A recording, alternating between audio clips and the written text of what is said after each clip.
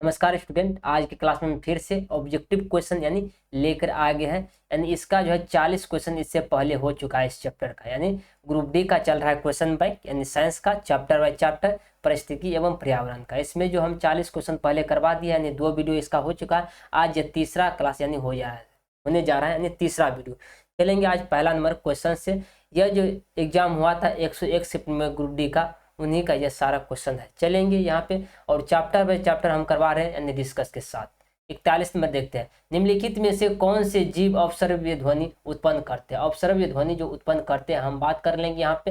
Whale और हाथी क्या करते हैं, अवसर्वीय ध्वनि उत्पन्न करते हैं। ऑप्शन नंबर हम डी को टिक करेंगे, व्हेल और हाथी अवसर्वीय ध्वनि उत्पन्न करते हैं। ऑप्शन नंबर हम डी को टिक कर लेंगे। अब यहाँ पे देखेंगे 42 नंबर क्वेश्चन को, जल जीव स्थलीय जीवों की तुलना में तेजी से श्वास क्यों लेते हैं। कह रहा है जल जीव स्थलीय जीवों की तुलना में तेजी से श्वास क्यों लेते हैं, कारण बताने का प्रयास कीजिए। कह रहे क्योंकि जल में घुली हुई ऑक्सीजन की मात्रा अत्यधिक निम्न होती है। क्या होती है, अत्यधिक निम्न होती है, जिसके कारण अधिक मात्रा में यहाँ पे शोषण करते हैं। अब यहाँ हम देख लेंगे 43 नंबर, भारत में जैव विविधता अधिस्थल मुख्यतः में हो स्थित है। कारण भारत में जैव विविधता अधिस्थल मुख्यतः में स्थित है। ये जो स्थित है हम बात कर लेंगे, भारत में हॉट स्पॉट पश्चिमी घाट और पूर्वी घाट मेघालय में स्थित है। ऑप्शन नंबर बी को टिक करिए, पश्चिमी घाट और पूर्वी घाट मेघालय। ऑप्शन नंबर बी को हम टिक कर लेंगे। अब यहाँ देखेंगे 44 नंबर क्वेश्चन को, मांस उत्पादन के लिए उद्देश्य से पाले जाने वाले पोल्ट्री पक्षियों को क्या कहा जाता है।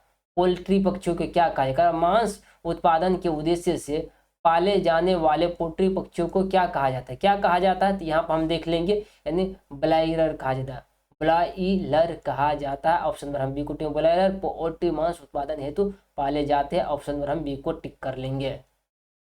अब 45 नंबर, निम्नलिखित में से कौन सी भारत के राजस्थान में जल संग्रह की एक पारंपरिक विधि है। कौन पारंपरिक विधि है, यहाँ राजस्थान में पारंपरिक जल संग्रहण विधि जोहर है। क्या होना है, जोहर है। ऑप्शन नंबर यहाँ पे हम किसको टिक करेंगे, सी नंबर को टिक कर लेंगे, ठीक ना। अब यहाँ देखेंगे निम्नलिखित में से कौन सा अजैविक कारक कृषि उपज में भंडारण हानिकारक के लिए जिम्मेवार है। ऐसा देखिए कह रहा है कि निम्नलिखित में से कौन सा अजैविक कारण कृषि उपज में भंडारण हानि के लिए जिम्मेदार है। कौन जिम्मेदार है, तो यहाँ पे हम बात कर लेंगे, यहाँ पे आर्द्रता यानी जिम्मेवार है। ऑप्शन नंबर हम बी को टिक कर लेंगे। यानी भंडारण में आर्द्रता से हानि होती, क्या होती है, हानि होती। कोई चीज देखिए अनाज का भंडार, उसमें नमी आ जाएगी, क्या हानि होगा। अब यहाँ पर हम देख ले 47 नंबर क्वेश्चन, एक किसान नदी के किनारे रहता है लेकिन उनके क्षेत्र में नहर तंत्र को जलाशय से अनियमित जल आपूर्ति मिलती है। सिंचाई के लिए उसे आदर्श रूप से क्या अपनाना चाहिए, उसे अपनाना चाहिए यानी नदी लिफ्ट तंत्र, यानी नदी लिफ्ट तंत्र अनियमित आपूर्ति में उपयुक्त है। ऑप्शन नंबर यहाँ पे बी नंबर को हम टिक कर लेंगे, ठीक ना। अब यहाँ देखेंगे 48 नंबर क्वेश्चन को, निम्नलिखित में से कौन सा विकल्प मछली संवर्धन शब्द का सर्वोत्तम रूप से वर्णन करता है। कौन करता है, तो यहाँ पर हम देखने का प्रयास करेंगे, मछलियों का पालन करना, मछलियों का पालन कल्चर फिशरी कहते हैं। ऑप्शन नंबर यहाँ पे सी नंबर को हम टिक कर लेंगे।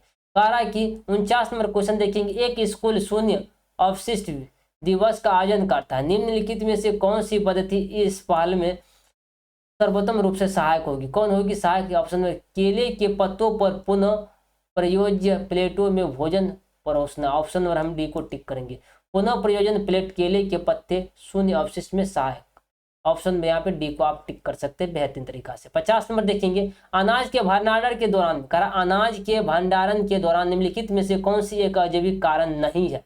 कौन अजैविक कारण नहीं है, तो यहाँ पर हम बात करेंगे अनुपयुक्त नमी अजैविक कारण हानि है। क्या है, हानि, अनुपयुक्त नमी के कारण हानि। ऑप्शन और हम सी को टिक कर लेंगे। कह रहा है कि 51 नंबर क्वेश्चन, अजैव नवीनीकरण अवशिष्ट उत्पादन को कम करने प्राथमिक लक्ष्य क्या है।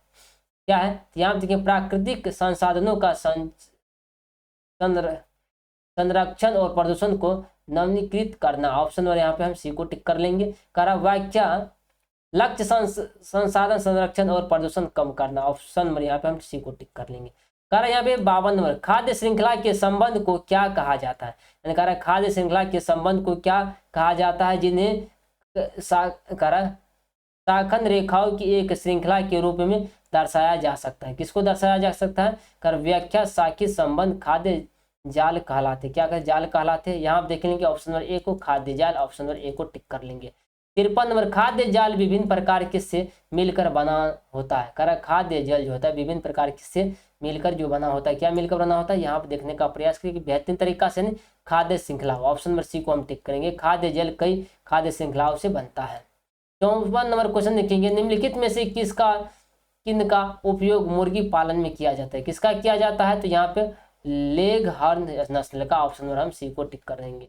कारण निम्नलिखित में से क्या वन में उगते पौधे में पोषक तत्व की आपूर्ति बनाए रखने में सहायक है, कौन सहायक है, तो अपघटक। ऑप्शन नंबर सी को टिक कर लेंगे। कारण निम्नलिखित में से कौन सा परिदृश्य खाद्य जल को सबसे अधिक प्रभावित कर सकता है, सबसे अधिक प्रभावित यानी एक प्रमुख प्रजाति का अचानक हटाया जाना, ठीक ना।